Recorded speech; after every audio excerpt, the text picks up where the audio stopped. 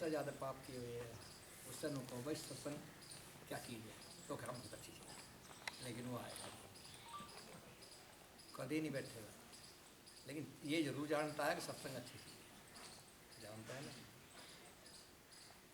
सत्संग के अंदर एक ऐसा बीज बोया जाता है तुम्हारी हृदय में, चिप में, जो शुरू शुरू में दिखाई नहीं देता, लेकिन वो एक वृक्ष भी बनता है, फिर वृक्ष में से अनेकों बीज पैदा करता है, और फिर कितना विस्तार हो जाएगा उस जरा से संस्कार का, बहुत बड़ा हो जाएगा। लेकिन वो जो बीज बोया है, तुम खेत में जाओ, खेत में बीज बोकर घरों आके बैठ जाओ, फिर ना पानी देने जाना, ना खरपतवार चुगना, उसकी देखभाल कुछ नहीं करनी, तो क्या ले आओगे, फिर नहीं आएगी।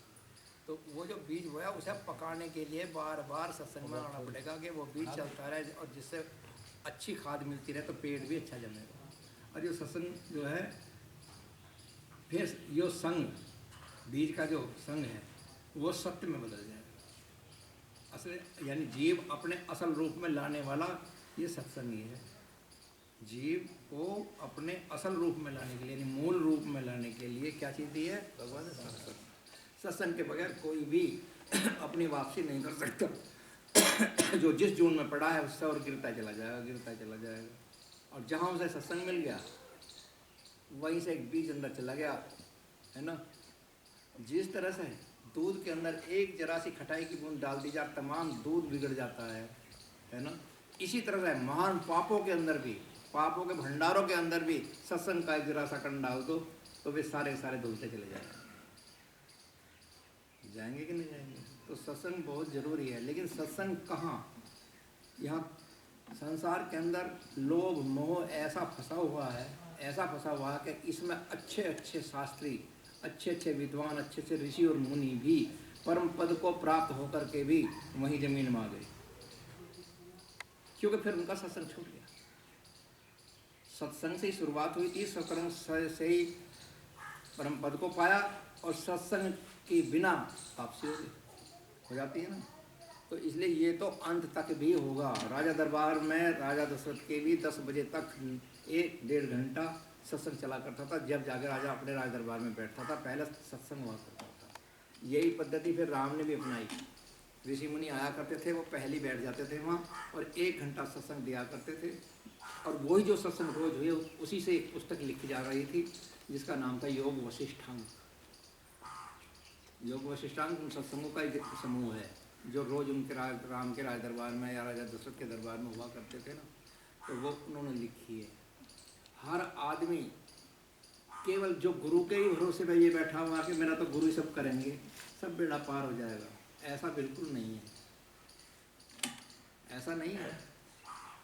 रामचंद्र जी जब उनके पास गए, राजा वशिष्ठ जी, उसके गुरु वशिष्ठ जी के यहाँ रात को, तो सत्संग तो सुन के वैराग तो उन्हें हो ही गया था। अब वैराग की वजह से उन्होंने सोचा कि हमें दीक्षा ले लेनी चाहिए, तो दीक्षा ले तो ले किससे। और आज वशिष्ठ मुनि ने ये कहा कि तत्वदर्शी गुरु ही भवसागर से पार कर सकते हैं, वह साधारण गुरु को बिल्कुल नहीं कर सकता, क्योंकि वो तो खुद ही पार नहीं है। जो खुद ही पार नहीं, वो दूसरे को क्या पार करेगा।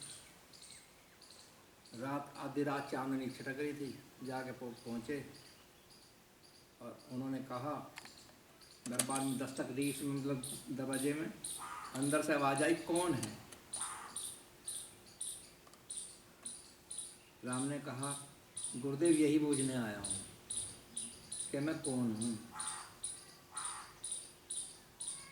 बात दब गई। फिर दोबारा खटखटाया, दरवाज़ा नहीं खुला। तो फिर कहा, अरे कहाँ से आया है? कह लगा ये भी मुझे पूछना है प्रभु, ये भी पूछना है कि फिर यहाँ से कहाँ जाऊँ।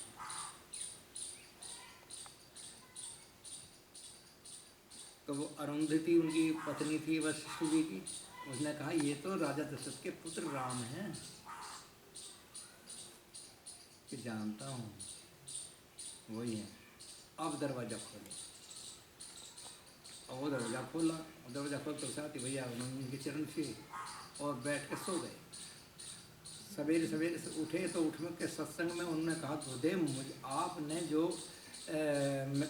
गुरु धारण क्यों करना चाहिए? तो उन्होंने कहा गुरु इसलिए धारण करना चाहिए कि गुरु एक ऐसी पतवार है, एक नाव है जो जिसमें बैठ कर के भाव सागर से पार हुआ जाता है। क्योंकि कोई भी नाव मल्लाह के बगैर समुद्र में नहीं चलेगी। अगर तुम मल्लाह नहीं और तुम्हें जाना पार है, खाली नाव बैठे तो नाव लेके चल दो, तो नदी के हो सकता है तुम उस परलित पार किनारे पर पहुंच जाओ, लेकिन क्योंकि उसमें लहरें नहीं हैं, इस जल में नदी के में लहरें नहीं हैं।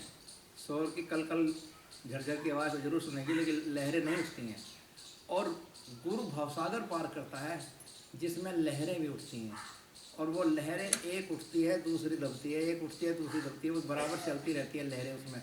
उनके बीच में उसे उतरना होता है और उन लहरों में ही आदमी फंस जाएगा। इसलिए गुरु की आवश्यकता है कि उन लहरों होते हुए भी भवसागर से पार कर दे, है ना, पार कर दे। लहर भी वही है, जल ही तो है, लहर भी, जल भी तो लहर ही है, लेकिन नौका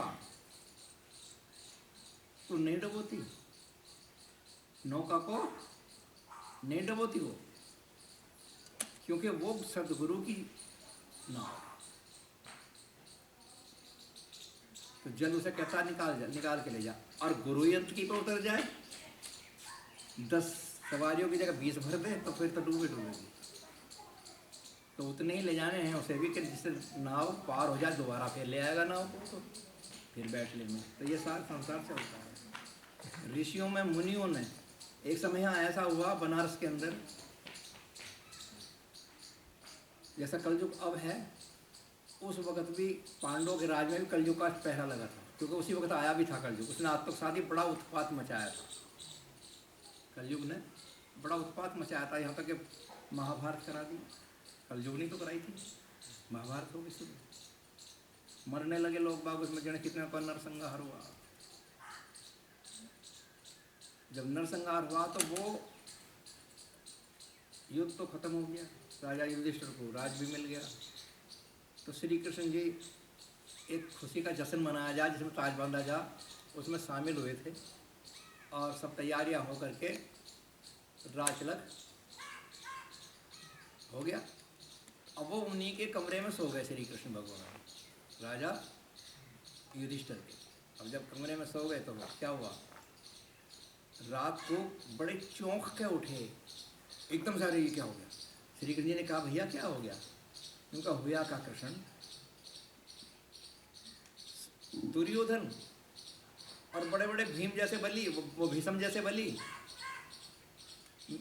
मुझे चारों ओर से घेरो खड़े हैं, सुपन देख चारों तरफ से खड़े हैं और मुझे बींद रहे हैं। यानी जब मैं शरीर में था, जब शरीर में थे उस वक्त तो मुझे बींद ना पाए, लेकिन अब मुझे बींद रहे मुर्दे। कौन मुर्दे, अब मुझे मुर्दे बींद रहे हैं। प्रभु ये क्या मामला है। तो श्री कृष्ण ने कहा भीष्म, वो युधिष्ठिर, में ये जो सब है ना, ये शरीर धारण नहीं कर पाए, ये सब प्रेत बन गए, और ये तुझे इसलिए बींद रहे हैं कि इनका राज तो तूने ले लिया, लेकिन कम से कम तेरे दुश्मनी सही, पर घर का खानदानी तो तू ही है इनका, इनका तूने पितृ तर्पण नहीं किया, तूने इनका पितृ तर्पण नहीं किया, तो ये तुझसे अपना बदला ले रहे हैं। मेरी बात मान ले युधिष्ठिर, इनका पितृ तर्पण यहीं करता चल, अगर तू इसे टाल गया तो अगले जन्म में ये भोगने में कटेगा, अगले में तुझे भोग का अदा करना पड़ेगा, इसलिए यहीं अभी करते।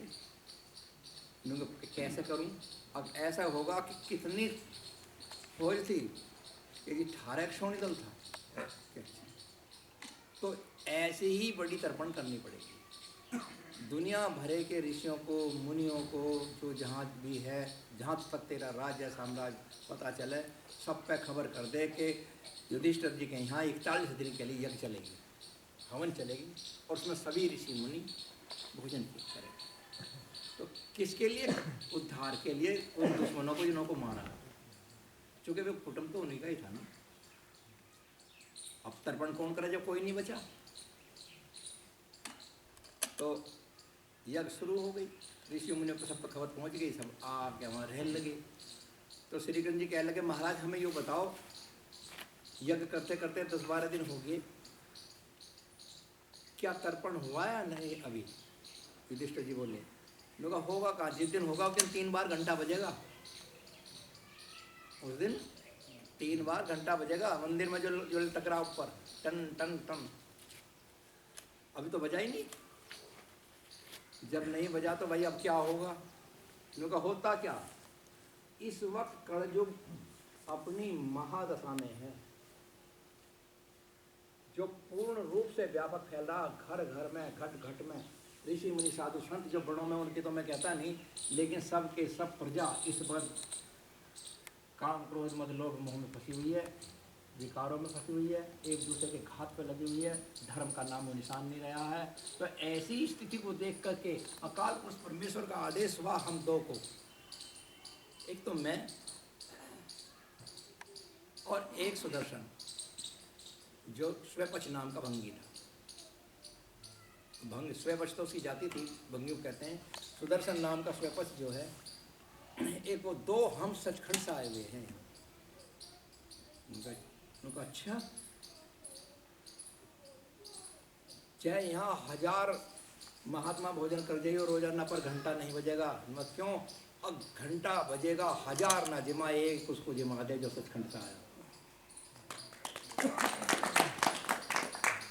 1000 को मत जिमा, बस एक उसको ढूंढ ले जहाँ भी है। कहाँ है, मेरी तो नज़रों में आ नहीं रहा। वो है बनारस के अंदर, और वो चराने सुअर चराते हैं, भंगी थे ना। जाओ रथ लेकर जाओ और उनको लेकर आओ। अब कृष्ण महाराज का आदेश था, भीम जी तो लेकर रथ अपना पहुँचे वहाँ, 1 दिन में 2 दिन में पहुँच गए। अब जब वो वहाँ पहुँचे तो उनके पास ढूंढते फिर रहे, भाई वो सुदर्शन कहाँ रहता है यहाँ। उनका वो वहाँ वो सामने घाट जो है ना, उस घाट पे इसने झोपड़ी सी गिर रखी, और वहीं 2-3 भारी सुअर भी घूमते दिखाई देंगे, और वहीं समझ लीजिए यही है सुदर्शन। उनका अच्छा। तो वो वहाँ पहुँचे तो मन में भीषम सोच रहा है, भीम अज्ञो श्री कृष्ण जी का भी दिमाग खराब ही है, भला यो सोअर चला रहा है, और देखो तो सही यो ऋषि बता दिया, यो ऋषि बता दिया।